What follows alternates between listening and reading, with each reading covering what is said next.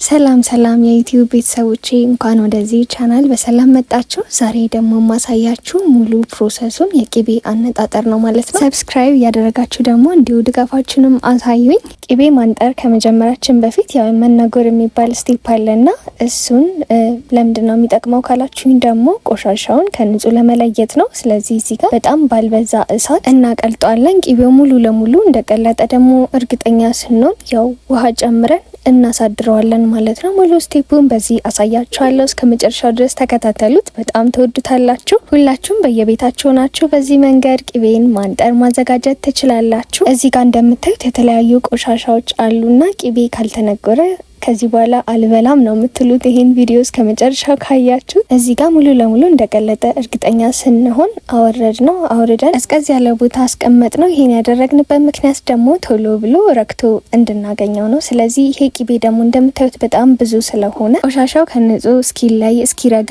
3 ቀን በትንሹ ፈጀ ማለት ነው። ይሄ 20 ኪሎ ቅቤ ነው። ያው ለምን በዛ ካላችሁ ደግሞ ማማዩ ቅቤ አዘጋጅታ ስለምትሸጥ ነው። እና እናንተም ደግሞ ኦርደር ማድረግ የምትፈልጉ ከሆነ ይሄን ቅቤ ከታች ካፕሽን ላይ ስልክ አስቀምጥላችኋለሁ። በሱ እየደወላችሁ ኦርደር ማድረግ ትችላላችሁ። ትንሽ ኪሎ ከሆነ ደግሞ ቤታችሁ ናችሁ የምታዘጋጁት 24 ሰዓት በቂው ነው፣ ቆሻሻውን ከንጹህ ለይቶ ለማግኘት ማለት ነው። እንደዚህ እንደምታዩት ከ3 ቀን በኋላ ይሄ ቅቤ ደግሞ እንዲፍርፍር ብሎ ቆንጆ ሆኖ ነበር ያገኛኔ። 3 ቀንም አሳድሬው ቆሻሻው ከንጹህ አለየልኝም ብላችሁ ለጠየቃችሁኝ ደግሞ ሊሆን የሚችለው አሁን እንዳልኩት ብዛት ካለው የምታነጥሩት ወይ የምታዘጋጁት ቅቤ ብዙ ከሆነ ያው እስኪነጎር ትንሽ ታይም ሊወስድባችሁ ይችላል። ግን ከ3 ቀን በላይ ከቆየባችሁ ግን አንደኛው ምክንያት ሊሆን የሚችለው ንጹህ ቅቤ አይደለም ነው። ንጹህ ቅቤ ካልሆነ ወይ ባዕድ ነገር ከተቀላቀለበት ለማንጎር ትንሽ ያስቸግራል። ከተነጎረም እንደዚህ ፍርፍር አይለላችሁም። ሁለተኛው ደግሞ በምታነግሩበት ወይ ደግሞ ቅቤውን ገና በምታቀልጡበት ጊዜ በጣም እሳት አብዝታችሁበትም ሊሆን ይችላል። ስለዚህ ከሁለት አንዱ ቼክ አድርጉት፣ ለሌላ ጊዜያችሁ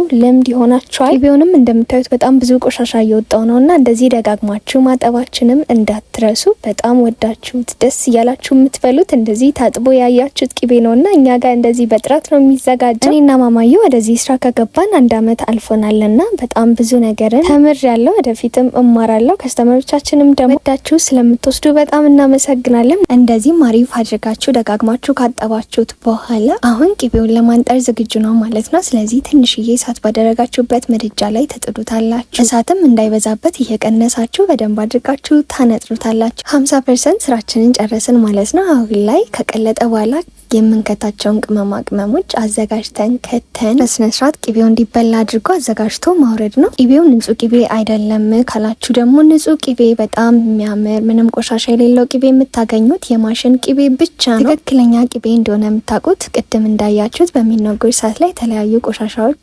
የሚወጡት ቅቤ ነው ማለት ነው። እንደምታዩት ከተነጎረ በኋላ ሙሉ ቆሻሻው ከወጣለት በኋላ እንዲህ በጣም የሚያምር እሳት ከነካ በኋላና ቅመማችን ከጨመራችሁ በኋላ ደግሞ በጣም ከሩቅ ገና በሽታ የሚጣራ ቅቤ ምርጥ ቅቤ ነው የሚሆነው ማለት ነው። እኛ የምንከተው ደግሞ እዚህ ጋር እንደምታዩት በደንብ የተለቀመ ንጹህ የሆነ ኮሰረት ለ20 ኪሎ በሁለት እጃችሁ አብሳችሁ ጨምሩበት በቂ ነው። ቅመም ደግሞ ለ20 ኪሎ ቅቤ ግማሽ ኪሎ የተለቀመ ኮረሪማ፣ ነጭ አዝሙድ ደግሞ ሩብ ኪሎ በቂ ነው ለ20 ኪሎ ቅቤ። ከዛ ደግሞ ጥቁር አዝሙድ የሩብ ግማሽ፣ ብትጨምሩበትም ባትጨምሩም ኖርማል ነው፣ ግን እኛ ጥቁር አዝሙድ የሩብ ግማሽ ጨምራለን።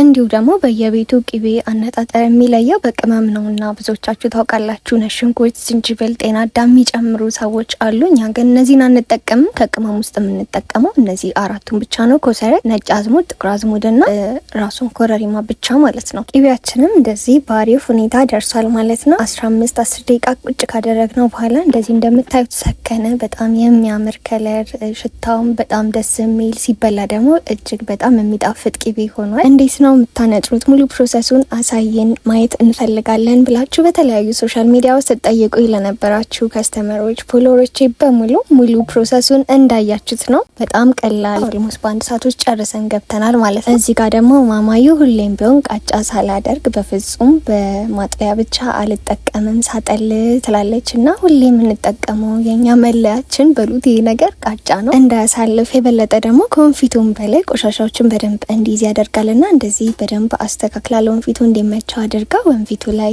አስቀመጠችው እና በዚህ ቪዲዮ ታዩታላችሁ እንዴት ራሱ ቆሻሻዎችን በደንብ እንደሚይዝ ማለት ነው። እዚህ ጋር ደግሞ እቃው ሲታጠን የምታዩት ዋቶ ይባላል በተለምዶ ስሙ ማለት ነው። በጣም ደስ የሚል መዓዛ ይሰጣል። በተለይ ቅቤ ከማንጠራቸው በፊት የሚጠቀሙት ናቸው እናቶች።